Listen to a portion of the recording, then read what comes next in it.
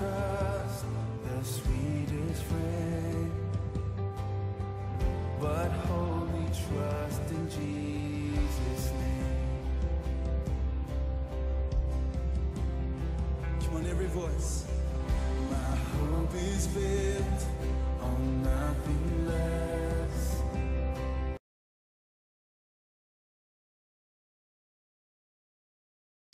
Praise the Lord.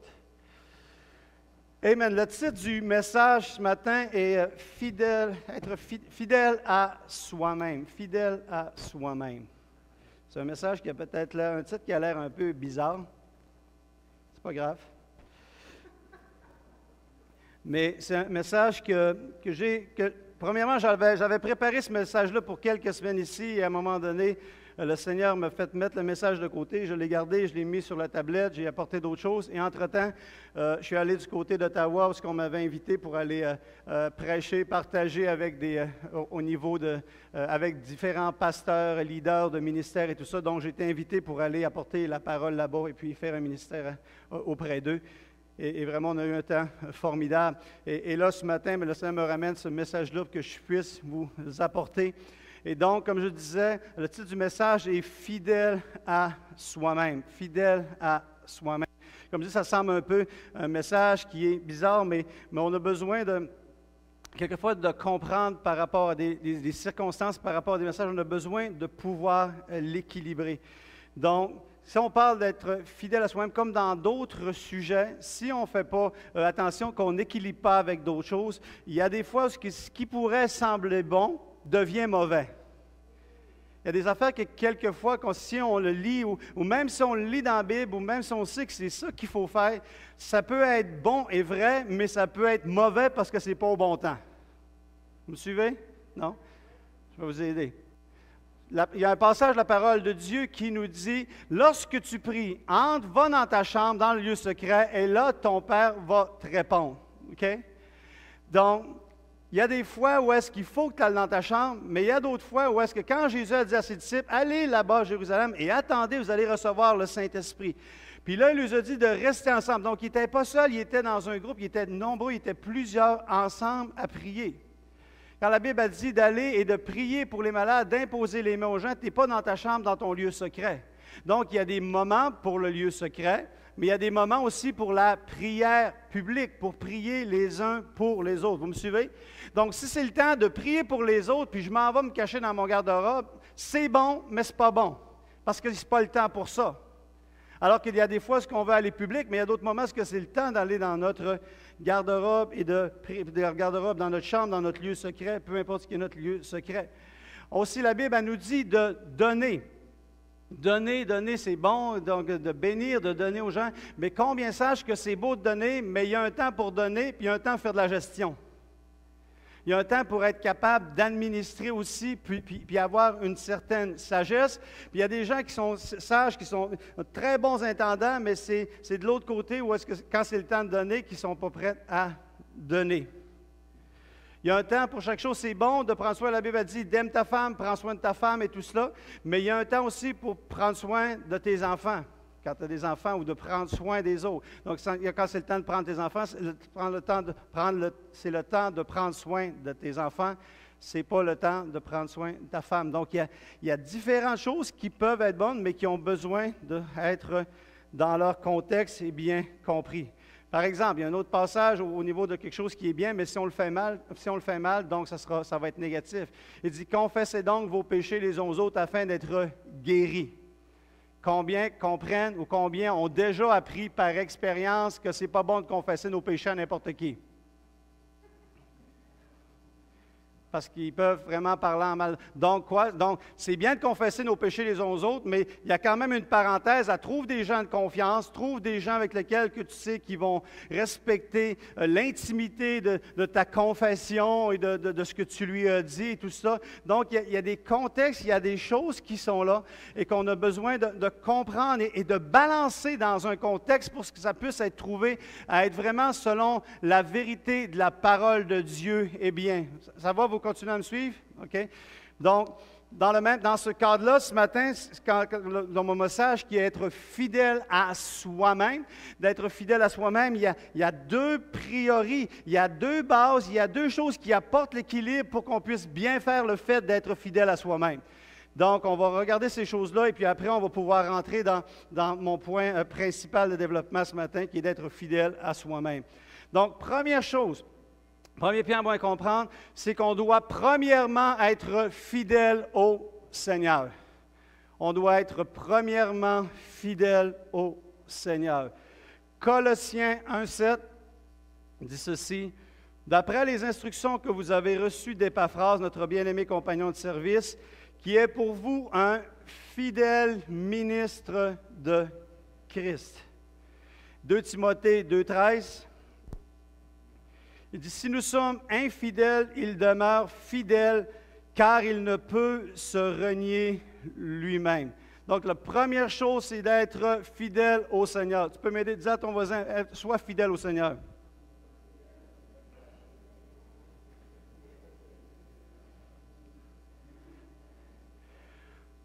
La première chose qui est importante, c'est d'apprendre à être fidèle au Seigneur, être des fidèles ministres de Christ, des serviteurs de Christ.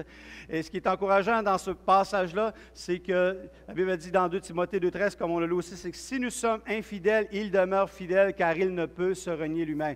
Donc, notre objectif, notre but, c'est de vouloir être fidèle au Seigneur, vraiment fidèle dans notre marche avec lui, d'être fidèle envers le Seigneur. Et de la même façon, que quand la Bible nous parle du plus grand commandement, quel est le plus grand commandement? Tu aimeras ton prochain comme toi-même? C'est ça? C'est quoi le plus grand commandement? Tu aimeras le Seigneur ton Dieu de tout ton cœur. Et deuxièmement, tu aimeras ton prochain comme toi-même. La première chose, c'est de rechercher à être fidèle au Seigneur, à aimer le Seigneur de tout notre cœur, de toute notre force, de toute notre pensée. Parce que si tu peux être fidèle à ton prochain, mais si tu n'es pas fidèle tu peux être fidèle à ton prochain sans être fidèle à Dieu. Mais tu ne peux pas être fidèle à Dieu sans vraiment, puis finalement, pas être fidèle envers ton prochain. Pourquoi? Parce que si tu es fidèle à Dieu, tous les principes de Dieu, de l'amour, du pardon, etc., toutes ces choses-là vont toutes rentrer en place. Jésus est le centre de notre attention, le centre de nos intentions et de notre obéissance. Et lorsque l'on fait ça, on est capable d'aller vers les autres après et d'appliquer les autres choses. Donc, c'est pourquoi la priorité, c'est d'être fidèle envers le Seigneur. Fidèle envers lui, et par la suite, les autres choses, normalement, devraient tomber en place lorsqu'on a respecté cette première chose-là. Donc, quand tu fais les bonnes choses envers le Seigneur, tout va normalement, éventuellement, tomber en place. Quand on dit que tu dois être fidèle envers le Seigneur, c'est dans ta marche avec lui. Donc, on a une relation avec lui, on a certaines choses que l'on fait, que ce soit d'avoir une vie de prière, des temps de louange, d'adoration, de lire la parole, de toutes ces choses-là. On doit chercher à avoir comme une fidélité qu'on développe envers le Seigneur. Il doit avoir des habitudes. Quand Jésus a dit « Allez, faites de toutes les nations des disciples », les disciples vient le mot « discipline », de développer des gens qui vont avoir une discipline qui vont être là, la discipline chrétienne qui va prendre place dans leur vie. Alors, sois fidèle envers le Seigneur dans ta marche avec lui, qu'il y ait une routine qui vienne et que ce soit quelque chose qui est important. On peut avoir plein d'activités dans la vie, on peut avoir plein de choses, on peut faire le sport, on a notre travail, on a des relations, on a des gens qui sont là, mais il faut que dans notre chose, qu'on dise, non Seigneur, je veux être fidèle envers toi. Je veux être fidèle envers toi. Et là, je vais faire une nuance parce que quand je parle d'être fidèle dans notre marche, c'est plus dans notre routine, dans nos exercices spirituels que nous faisons. Mais on ne veut pas simplement être fidèle dans notre marche, mais on va être fidèle dans notre relation. Parce qu'il y a des gens qui peuvent apprendre sans cesse, mais ne parvenant jamais à la connaissance de la vérité. Et il y a comme un manque dans leur relation avec le Seigneur. Tu peux lire, mais si tu n'as pas ton cœur qui s'exprime devant lui, si ça ne devient pas quelque chose qui vient du cœur, que ta louange vienne du cœur, que ta prière vienne du cœur, que tu apprennes à le voir au travers les circonstances de la vie, que tu apprécies la nature, tu apprécies la beauté de la vie. Il y a une communion, ce que tu lui parles tout naturellement. Si tu ne rentres pas dans ça, tu peux faire un exercice. Et en tant que même pasteur ou leader, on peut faire attention parce qu'à un moment donné, on peut devenir tellement habitué de faire, c'est pas une job, mais c'est comme un ministère, c'est un appel, mais je vais prendre le terme juste que vous compreniez davantage. On peut tellement habituer, puis des fois les pasteurs tombent dans ce piège-là aussi, c'est qu'ils sont tellement habitués de faire la job et la routine spirituelle dans leur vie, tout ça, qu'à un moment donné, ils peuvent même perdre le fait d'avoir la relation. Une relation avec Dieu. Donc, on doit être fidèle dans notre marche, on doit être fidèle dans notre relation. On doit être fidèle aussi dans notre obéissance envers lui, dans le sens de respecter les principes de sa parole, de vouloir marcher dans la sanctification, de vouloir marcher dans les voies de Dieu, d'être obéissant à Dieu. Même si Dieu se décrit comme un père, et c'est une des caractéristiques dans lesquelles il est, qui est primaire, mais on doit apprendre à marcher dans l'obéissance face à Dieu. Et non seulement dans l'obéissance, mais aussi on doit être fidèle dans nos engagements envers lui. On doit être fidèle dans nos engagements envers lui. Encore là, il faut faire attention de ne pas tomber dans le piège d'un fois. On s'engage, on dit, Seigneur, si tu me donnes une femme, je vais te servir toute ma vie. Ça prend 3 mois, tu ne le sers pas, puis tu es marié. Tu avais pris un engagement envers le Seigneur. Seigneur, tu me donnes ce travail-là, je vais Seigneur, je vais Seigneur, je m'engage Et parce qu'on a un Dieu de miséricorde et on a un Dieu d'amour et de pardon et on le prêche et on le croit et c'est vraiment dans sa nature, quelquefois on peut tomber en tant que croyant dans la complaisance face à nos engagements envers Dieu. Ah, il va comprendre. Et on prêche tellement contre la condamnation, et c'est correct parce qu'il n'y a aucune condamnation pour ceux qui sont en Jésus-Christ, mais on prend la condamnation comme une justification de notre désengagement par rapport à ce qu'on a voulu faire envers le Seigneur. Et donc, le but n'est pas d'être dans la condamnation ce matin, mais le but est simplement de réaliser que quand on prend des engagements envers Dieu, c'est quelque chose d'important. Ce n'est pas quelque chose qu'on veut prendre à la légère. C'est quelque chose qu'on veut bien faire. On veut servir le Seigneur. C'est pas grave, on comprend. Les autres vont comprendre. C'est pas si pire que ça. Puis j'en fais déjà en masse. Tu as pris un engagement. Tu as pris un engagement. Je vais être là, je vais faire ça. Seigneur, je m'engage à telle affaire et tout. Fais-le. Tu peux peut-être venir fatigué, tu peux peut-être venir épuisé à un moment donné, peut-être démotivé, tout ça. Mais il faut que tu reviennes au point où tes engagements envers Dieu sont sérieux. Ce n'est pas n'importe qui, c'est Dieu. C'est pas, non, c'est le Seigneur, c'est envers Dieu. Oui, on peut applaudir si vous êtes d'accord avec ça ou dire Amen. C'est quelque chose qui est important. On va être fidèle, des serviteurs fidèles envers Dieu. C'est fidèle dans notre marche, fidèle dans notre relation, fidèle dans notre obéissance, fidèle dans nos engagements. Il n'y a pas une équipe de hockey, il n'y a pas un groupe qui peut fonctionner correctement, à pleine capacité, si les gens ne sont pas fidèles envers la personne ou envers le programme ou envers Dieu. Dans le cas où est-ce qu'on se parle, on a besoin d'avoir cet engagement-là qui est pris, de vouloir être fidèle. Amen. Donc, et on n'est pas toujours fidèle envers le Seigneur, et comme on l'a lu dans Timothée 2,13, dit, même si nous sommes infidèles, lui, il demeure fidèle, car il ne peut se renier lui-même. Donc, même si on manque, même si on ne réussit pas toujours, on veut rechercher à être de plus en plus fidèle envers le Seigneur. Et qu'on arrive un jour dans sa présence et qu'il puisse nous dire, entre bon et fidèle serviteur, entre dans la joie de ton maître. Dans la joie de ton maître. C'est ça que ça devrait être une de nos motivations, notre motivation première, que quand on va arriver au ciel, qu'il puisse dire, entre dans la joie de ton maître, bon et fidèle serviteur. Yes, tu vas rentrer. Wow! Alléluia! Alléluia! Mais ça marche juste si tu étais fidèle quand tu étais là. Il y en a, la Bible parle qu'il y en a qui vont être sauvés comme au travers du feu et tout ça. Mais donc, à peine, donc on veut vraiment être des gens qui vont marcher avec fidélité envers le Seigneur. Je vais avancer dans mon point ce matin. Deuxièmement, la première chose, c'est d'être fidèle les uns envers les autres. OK? Première des choses, fidèles envers Dieu. Deuxièmement, fidèles envers les uns et les autres. Philippiens 4.3, il dit, « Et toi aussi, fidèle collègue, oui, je te prie de les aider, qu'ils ont combattu pour l'Évangile avec moi et avec Clément et mes autres compagnons d'œuvre, dont les noms sont dans le livre des vies. Et toi aussi, fidèle collègue. » 1 Pierre 5.3, il dit, « C'est par Sylvain qui est à mes yeux un frère fidèle que je vous écris ce peu de mots pour vous exhorter et pour vous attester que la grâce de Dieu à laquelle vous êtes attachés est la véritable. » Amen. Donc, on parle ici de gens qui sont fidèles, qui est un fidèle collègue. L'autre parlait d'un frère fidèle.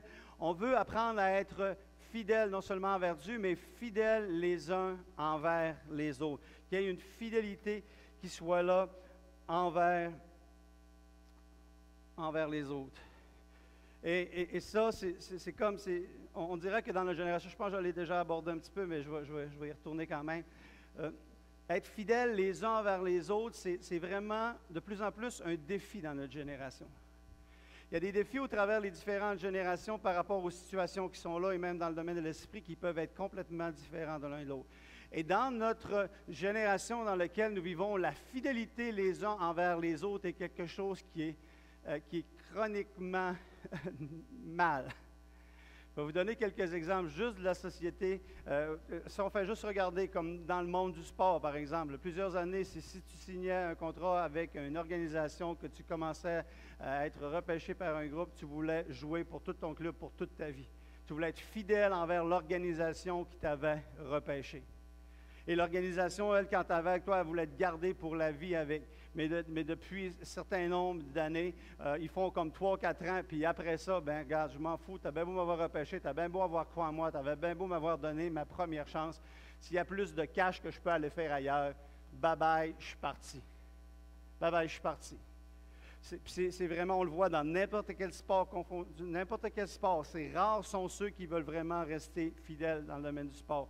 Au domaine politique, tu peux être conservateur durant 4 ans, puis le prochain mandat, tu vas être libéral, puis après ça, tu vas être NPD, tu vas faire toutes les... C'est pas grave. Si cette partie-là a des meilleures idées, quoi que ce soit, on va changer. On va changer, puis on va s'en aller avec quelqu'un d'autre et tout. Durant des années, et je comprends des fois c'était difficile et tout ça, mais durant des années, au niveau du mariage et du divorce et de rester fidèle à notre conjoint, notre conjointe, c'était quelque chose qui était beaucoup plus présent. Aujourd'hui, c'est vraiment comme banalisé de plus en plus et si ça ne fait pas mon affaire, si je ne suis pas heureux, si je ne suis pas ci, je ne suis pas ça, c'est pas grave. L'importance de rester fidèle à la personne avec laquelle tu as pris ton engagement. Avant, puis honnêtement, on dit encore la même affaire, mais il y a plusieurs années, on aurait dit « jusqu'à ce que la mort nous sépare ». Aujourd'hui, on pourrait le changer et dire « je m'engage avec toi jusqu'à ce que ça fasse notre affaire ». C'est presque ça. Arrêtez, c'est presque ça. Et certains se battent vraiment et tout pour rester ensemble. Mais c'est souvent arrêter jusqu'à ce que ça fasse mon affaire. Ça, c'est trop, c'est pas assez. Tu m'as dit, je ne suis plus capable de te pardonner ça. Tel autre. Il y a toutes sortes de choses qui... on n'est plus à la même place, on n'a pas le même agenda. Je ne m'aurais pas attendu à ça. Je m'attendais à avoir marié ça. Puis là, je me retrouve avec un... Je veux dire, je ne peux même pas retourner au magasin à marchandises. C'est marqué non-retour. Et donc, il y a comme toute cette dynamique-là où est-ce que la fidélité est moins une valeur. Et moins une valeur qui est là et qui est défendue. Et on le voit aussi, même dans l'amitié. Dans l'amitié, dans différentes relations. Et juste avant d'aller plus loin, je pense, avant d'identifier, pensez à vous. Ce matin, je veux vous équiper pour vous. Je ne veux pas vous justifier pour ceux qui n'ont pas été fidèles envers vous. Vous me suivez? Parce que c'est facile quand on se fait lancer des principes qu'après, ils disent non, lui c'est vrai, elle c'est vrai, lui c'est vrai, ouais c'est ça. Puis là, je sais bien que c'est l'hiver, mais venez pas avec une pelle à l'église dans le sens, ça c'est pour elle, ça c'est pour lui, ça c'est pour elle. Non. Gardez, mettez la pelle de côté, gardez l'information pour vous et dans le principe. Et c'est important parce que c'est pas une question, parce qu'on ne connaît pas le cœur des gens non plus, ça fait que c'est facile, ça serait facile de juger que la personne n'a pas été fidèle. alors que des fois, il y a eu d'autres motivations qui étaient carrément comme différentes qui prenaient place. Donc, il faut vraiment le prendre à ce niveau-là, avant que j'aille plus loin dans le message, parce que quand on parle de fidélité dans l'amitié, c'est encore comme quelque chose aussi où est-ce qu'on le voit peut-être des fois moins. On le voit peut-être des fois moins de rester fidèle. On est fidèle avec des amis, on est fidèle avec des personnes. Et dans cette mentalité, cette influence-là de la génération dans laquelle on vit, bien, ces dynamiques-là vraiment viennent influencer notre façon de penser. Et on se retrouve malheureusement, et Paul l'avait dit au travers de Timothée, il dit, dans les derniers jours, les gens seront égoïstes. Ils vont penser plus à eux autres. Et souvent, on bannit, on coupe des amitiés parce qu'on devient trop centré sur nous-mêmes. Ça fait mon affaire, tu es mon ami. Tu t'es rendu en prison, tu n'es plus mon ami. Tu as fait quelque chose, tu as manqué ton coup, tu as gaffé, tu n'es plus mon ami. Je n'ai plus les mêmes intérêts que toi, tu n'es plus mon ami. Mes avancements à moi sont plus importants que ma relation avec moi, je te mets de côté. Et on se retrouve avec des manques de fidélité dans l'amitié. Et l'amitié peut être relative. On peut avoir des amis qu'on voit régulièrement, des amis qu'on voit moins régulièrement. Il y a toutes différentes dimensions au niveau de l'amitié. Mais quand même de rester dans cet aspect-là pour l'amitié. Et souvent, quand tu veux briser l'amitié, que tu ne veux pas continuer de rester vraiment fidèle dans cette amitié-là, souvent, c'est quand tu es vraiment fidèle en amitié, tu trouves les raisons pour rester ami. Quand tu n'es pas fidèle dans l'amitié, tu trouves les excuses pour ne plus être ami. Alors, posons-nous la question par rapport à nous, par rapport aux relations qu'on a alentour de nous. Est-ce que dans l'amitié, dans les relations qu'on a avec les gens, est-ce que nous sommes du type qui trouve des raisons pour rester dans une relation d'amitié? Ou encore, nous sommes du type qui trouve des excuses pour éloigner les autres personnes et briser les liens d'amitié que Dieu a voulu qu'on puisse garder et avoir. Que Dieu a voulu qu'on puisse garder et avoir. Et dans cette fidélité, on le voit dans l'amitié, on peut le voir aussi dans l'Église, etc., etc. Au travers les années, on voit vraiment, souvent les églises restaient unies et tout. Je me rappelle, je dirais pas où ce que j'étais à ce moment-là, c'était dans une autre ville, mais il y avait à peu près 7 églises qui étaient dans ce quartier-là alentour, mais ces 7 églises-là venaient de une église. Puis ils n'étaient pas partis faire de l'implantation, ils étaient partis parce qu'ils s'étaient divisés. Ils étaient partis parce qu'à un moment donné, leur agenda, leur pensée, leur objectif individuel faisait qu'ils voulaient aller faire leur affaire. Et ça ne veut pas dire qu'il ne faut jamais partir. Ça ne veut pas dire qu'il ne faut jamais arrêter une amitié. Ça ne veut pas dire qu'il ne faut jamais qu'il y ait de séparation. Il y a des choses qui sont là. Ce que je suis simplement en train de vous dire, c'est qu'il faut faire attention parce que je pense qu'au travers, même les relations que l'on a individuelles, que même que les relations collectives que les églises ont là, des fois, l'ennemi réussit à jouer avec ça et nous pénaliser et nous empêcher de pouvoir vraiment être davantage bénis. Parce qu'on rentre dans cette pensée-là de ne pas rester fidèle dans l'amitié, pas rester fidèle dans les liens avec des gens qu'on a et tout ça. Et à cause de ça, bien, on se retrouve à ne pas avoir autant de bénéfices que le Seigneur voudrait nous donner. Vous me suivez? Et comme je dis, ça ne veut pas dire, il y a des fois où est-ce que c'est une bonne chose pour différentes raisons qu'une relation s'arrête. Il y a des fois même, c'est protectif parce qu'il y a des relations d'amitié qui sont destructives. Qui vont t'apporter des conséquences, qui vont t'apporter des aspects un peu plus difficiles dans ta vie. Et des fois, tu n'as pas le choix de couper cette amitié-là pour être capable de te protéger et aller plus loin. Mais donc, un barème que je vous donne par rapport à vous, c'est, comme je disais tantôt ce matin, c'est essayer d'être des gens qui, premièrement, étant fidèles envers le Seigneur, mais deuxièmement, dans lequel, au niveau de l'amitié, recherche le plus possible à être des gens qui vont être fidèles dans cette relation-là, même si la relation, quelquefois, a besoin d'être ajustée pour continuer à être saine. Maintenant, on va prendre une gorgée d'eau.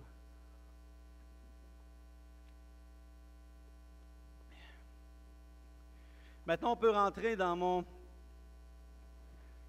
dans mon point central de ce matin, que par rapport au titre, c'est qui est d'être fidèle à soi-même. Je veux dire, est-ce que c'est biblique d'être fidèle à soi-même? Je pourrais vous poser la question, est-ce que c'est biblique de s'aimer soi-même? Okay. Il dit, aime ton prochain comme toi-même. On est appelé à s'aimer, à nous aimer nous-mêmes. Donc, on va être fidèle à soi-même. Et qu'est-ce que je veux dire quand je parle ce matin d'être fidèle à soi-même?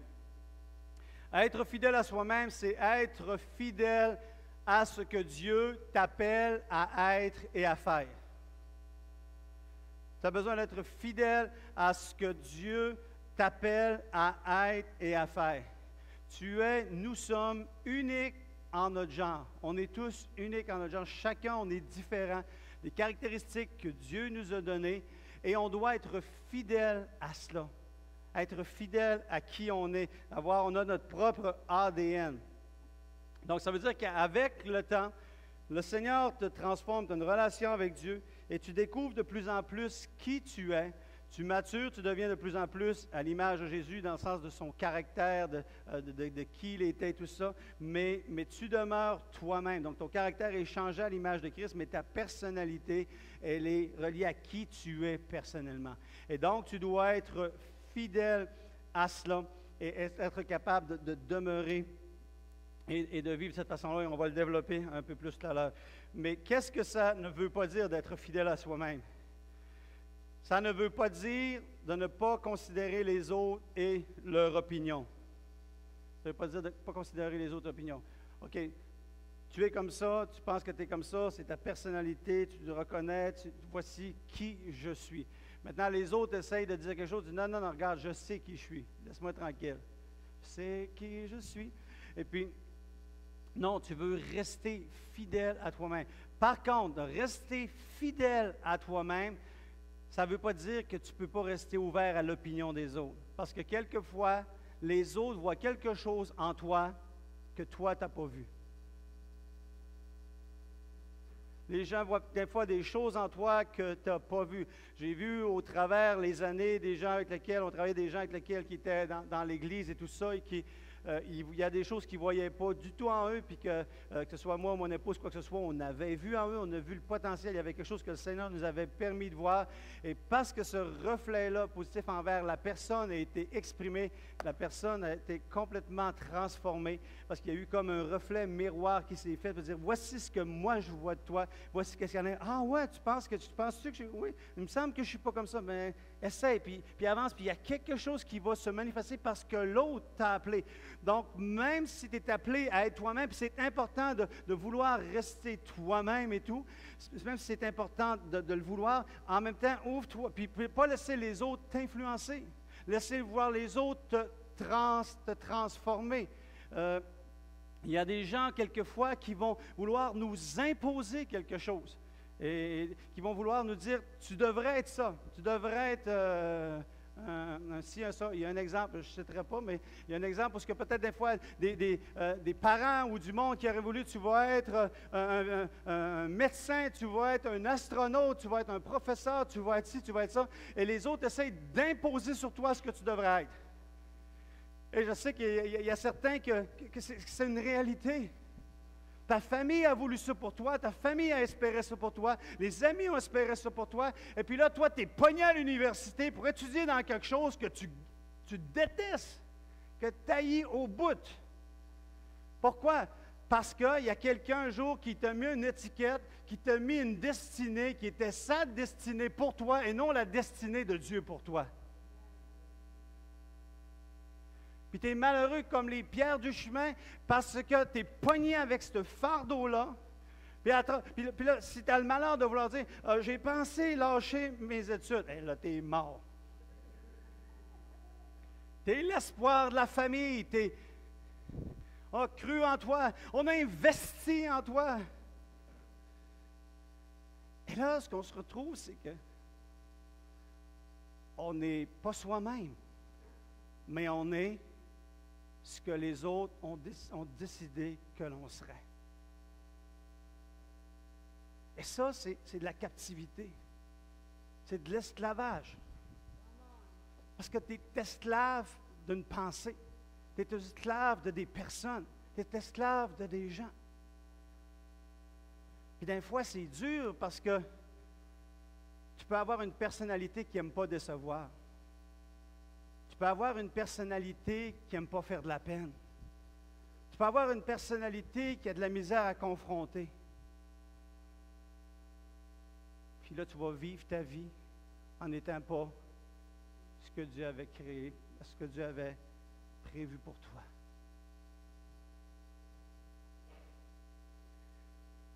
C'est facile à dire, facile à réaliser. Maintenant, c'est une autre histoire de le faire. Parce que ça veut dire que peut-être que tu es obligé de prendre des décisions qui ne plairont pas à des gens. Mais ça sera ton choix. Ça sera ton choix.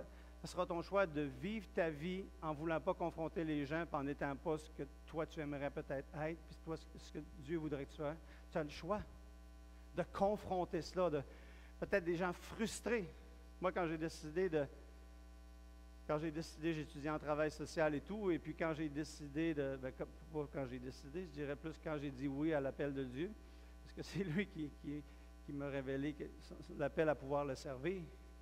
Mes parents ont décidé de couper mes fonds. J'avais de l'argent qu'ils avaient mis de côté pour le cégep, pour l'université et tout. Quand j'ai dit que je m'en allais au collège biblique, ils ont dit c'est fini, les fonds sont coupés. Bon, les fonds de mes parents étaient coupés, mais pas les fonds de mon papa céleste. Lui, il a pourvu. Il a touché des gens, même aux États-Unis, pour payer le reste de mon collège biblique. Et puis, il a pourvu de différentes façons. Ça n'a pas été facile. Ça a été difficile. Mais il fallait que je dise oui à ce que Dieu voulait. Il fallait que je sois fidèle à moi-même. Il fallait que je sois fidèle à la personnalité, à ce que Dieu m'appelait à être. Et encore jusqu'à aujourd'hui, au travers les années, étant fidèle à être qui je pense que Dieu m'appelle à être, il y en a qui m'ont renié, il y en a qui m'ont jugé, il y en a qui m'ont condamné, il y en a qui ont parlé en mal, il y en a qui m'ont critiqué, il y a fait tous les temps. Il y en a d'autres qui m'ont célébré, il y en a d'autres qui étaient contents, il y en a d'autres qui étaient heureux.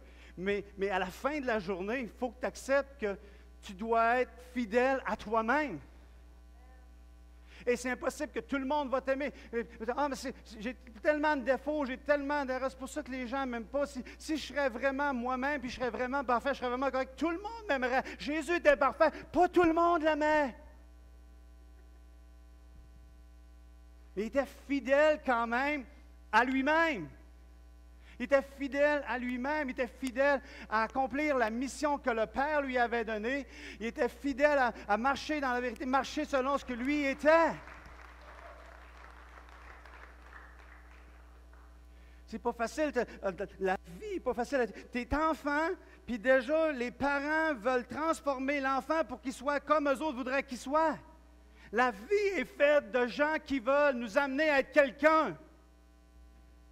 Mais la personne qui doit décider qui tu seras, c'est toi et Dieu. Tu es enfant, tu vis ça. Tu es adolescent, là, c'est la pression des pères. Viens ici, on va fumer. Viens ici, on va boire. Viens ici, on va coucher ensemble. Viens ici, Et puis là, on se forme des gangs, puis on s'habille tout pareil, puis on mange tout pareil, etc., etc.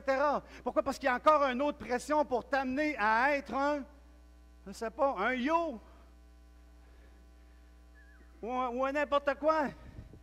Puis là, tu décides d'être un yo, mais tu n'es pas un yo-yo. Fait que tu te promènes ailleurs, puis là, tu deviens un yo. Fait que finalement, tu te ramasses que tu es un yo-yo. OK? Parce que tu changes de personnalité, tu te promènes à essayer de trouver ton identité. Essaie de trouver ton identité dans cela. Et Dieu qui nous a créés de façon personnelle, il dit à David, il dit, déjà j'étais dans le sein de ma mère et Dieu m'a tissé.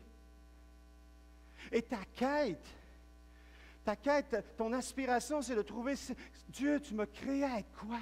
Tu m'as créé à être qui? Tu m'as créé à faire quoi? Et les données qui viennent alentour de toi, qui sont lancées par les gens, peuvent être des sources qui vont t'aider à découvrir ça, mais il y a d'autres choses qui vont t'éloigner d'être ce que tu es appelé à être, et tu dois discerner au travers de ça et devenir de plus en plus la personne que Dieu t'appelle à être. Et tu dois être fidèle à toi-même.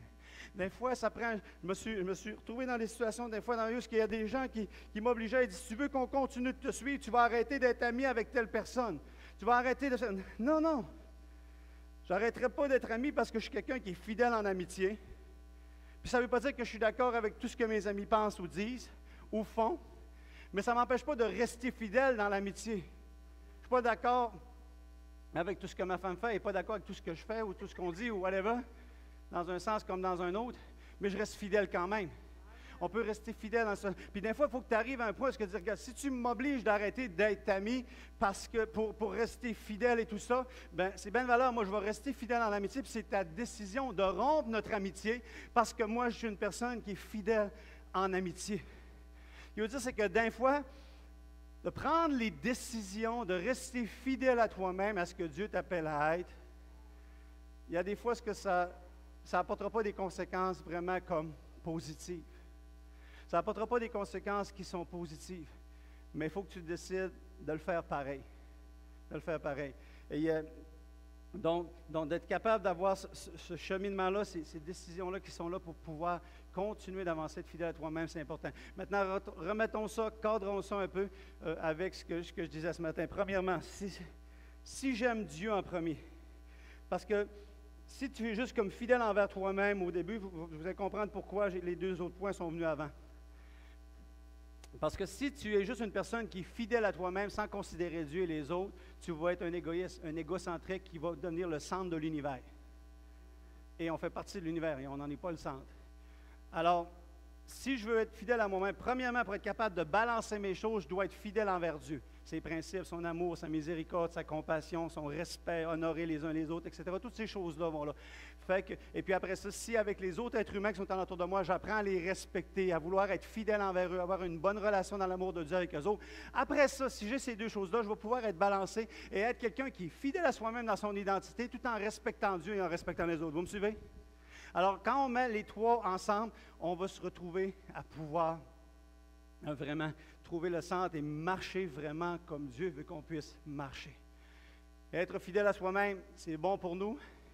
Et c'est bon aussi, comme on est pasteur de l'Église et tout ça, quand on regarde à notre identité, à qui on est en tant qu'Église, et la semaine prochaine, on va parler un peu plus sur la vision, qu'est-ce qu'on est au niveau de l'Église, tout ça.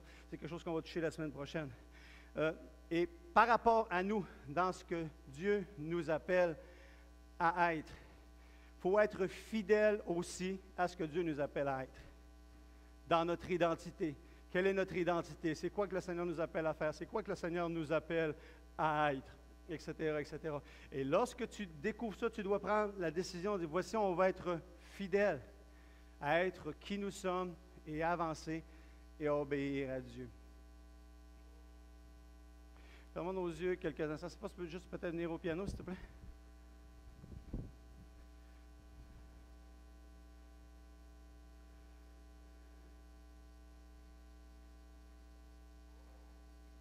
En passant, il ne faut pas que j'oublie ça. Mais être fidèle à soi-même, ça ne veut pas dire que tu peux garder tes défauts. Ah, je suis colérique, j'ai toujours été colérique, c'est moi. Le pasteur, il me l'a dit un matin. Non. Ça n'inclut pas. Pourquoi ça n'inclut pas? Parce que être colérique, ce n'est pas dans le caractère de Christ. Donc, si je veux être fidèle envers lui, je fais les choses comme il faut, donc ces choses-là vont s'éloigner. Donc, oui, peut-être on a des défis. Des choses qui sont plus grandes l'un avec l'autre dans notre transformation, mais on veut marcher vers cette transformation. Juste fermer nos yeux quelques instants.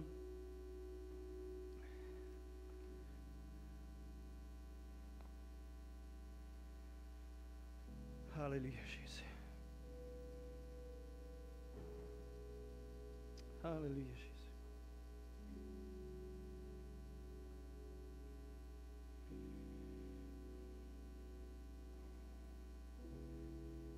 Je sens vraiment dans mon esprit ce matin que je sentais vraiment qu'il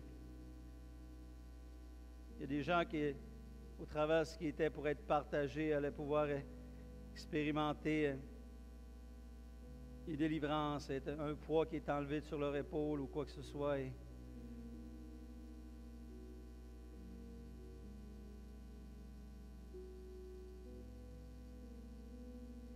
Qui allait pouvoir recommencer à se célébrer un peu dans un sens où est-ce que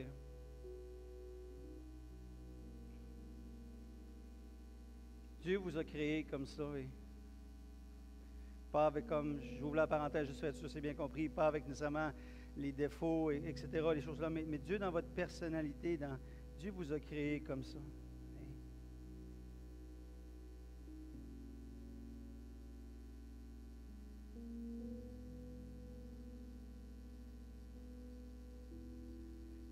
Aime-toi ce matin. J'ai vraiment que ça veut que tu puisses t'aimer ce matin. T'aimer ce matin. Dieu t'aime et Dieu veut que tu t'aimes. S'aimer d'une façon saine, c'est pas égocentrique, c'est biblique. S'aimer d'une façon saine.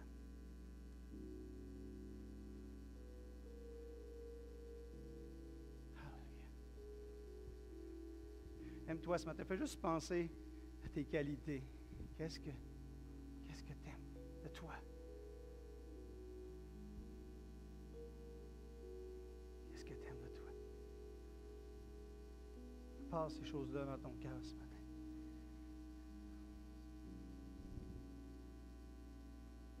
Qu'est-ce que tu aimes de toi?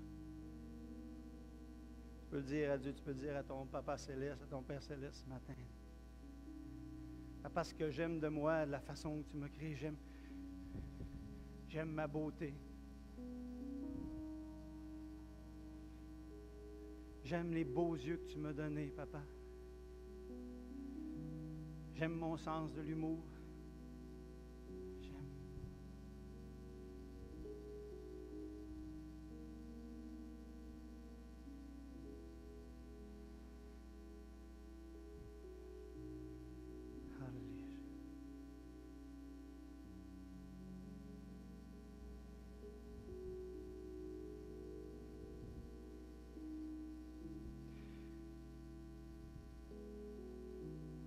Seigneur, aide tes enfants. Papa, aide tes enfants ce matin à découvrir, à continuer de découvrir encore davantage qui ils sont.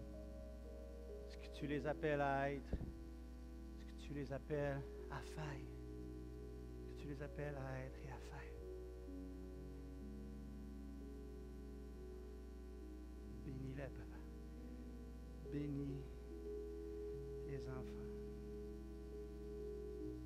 Julie, viens, donne-moi ta main, s'il te plaît. Juste ça. Alléluia. Alléluia. Alléluia. Et ma soeur, notre soeur Baninam, qui ce matin me partageait une pensée à propos de l'importance de la bénédiction du Père et tout, et combien quelquefois, à cause de la relation qu'on a eue avec notre Père, on avait difficulté avec notre relation avec Dieu, même avec d'autres personnes en autorité, parce qu'il y avait quelque chose qui avait été brisé dans cela, parce que brisé dans notre personnalité, dans qui on était. Et ça affectait différentes sphères de notre vie.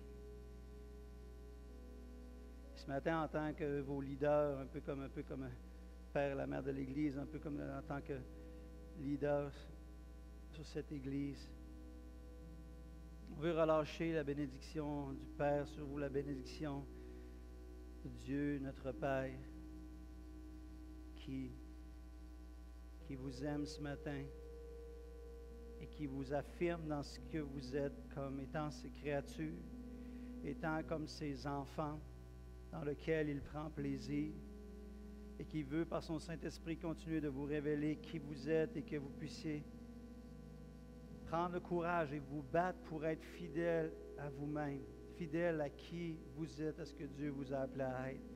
Fait qu'on veut relâcher cette bénédiction-là. On veut briser dans l'esprit tous les effets négatifs des paroles du passé, des commentaires du passé, des jugements du passé qui sont venus sur vous.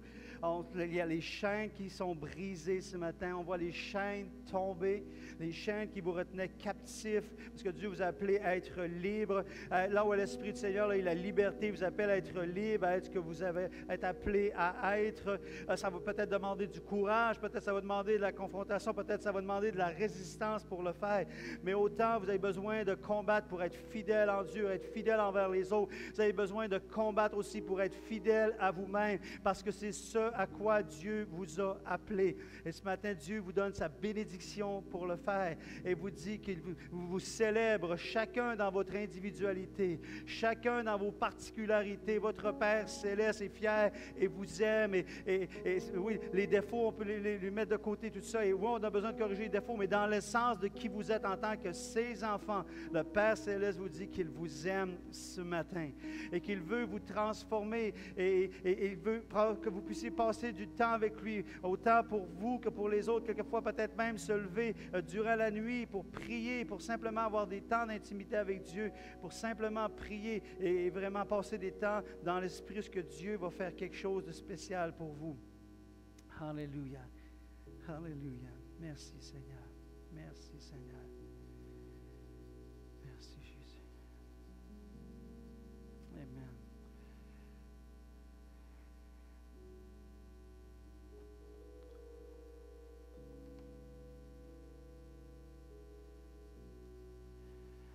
Amen. Alors, vous pouvez vous saluer les uns les autres, et puis en leur disant que je m'aime vraiment. Vous êtes capable de aller saluer quelqu'un en lui disant